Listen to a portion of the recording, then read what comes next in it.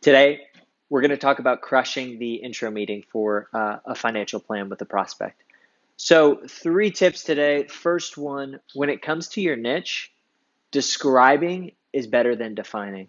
So, an example of this is an orthodontist. So, you could tell a prospect, "Hi, I work with orthodontists." Great, very helpful, informative. Uh, but taking that to level 2 would really be communicating the experiences of the orthodontist you serve. So it may look something like this. I serve orthodontists who typically have just either bought out someone or bought into a practice. They're trying to navigate being a business owner, a service provider, a parent, and a spouse. And they're looking to make strategic decisions with their company's benefit plans to really optimize for taxes and employee retention. So 2 ways of explaining the same thing. One just gives a little more clarity and articulates your understanding of your niche and their specific needs and problems.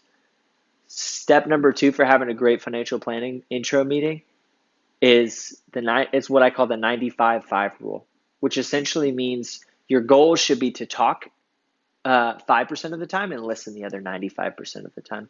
Remember, if you have an online presence, the odds are the prospect has already gotten a flavor for who you are. They've been getting to know you without you knowing it. So really, this meeting is about the prospect getting the understanding of, do they know me and can they serve me? So give them as much space and time as they need to tell you what's on their mind.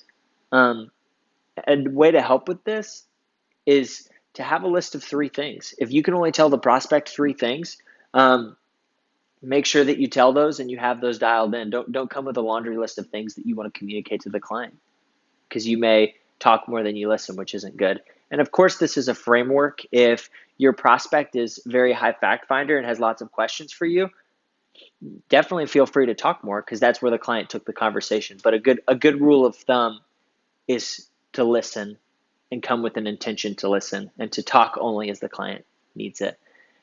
And step number 3 is what I call mapping the way.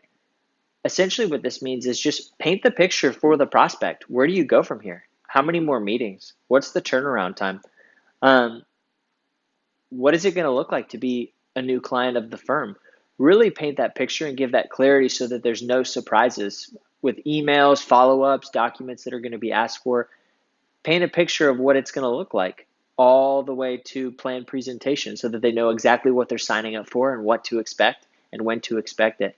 I find that graphics or a deliverable that the prospect can take home is usually helpful, just so they just reorient themselves with the process and so that there are no surprises. Those are the tips for crushing an intro meeting. I hope everybody has a great Friday.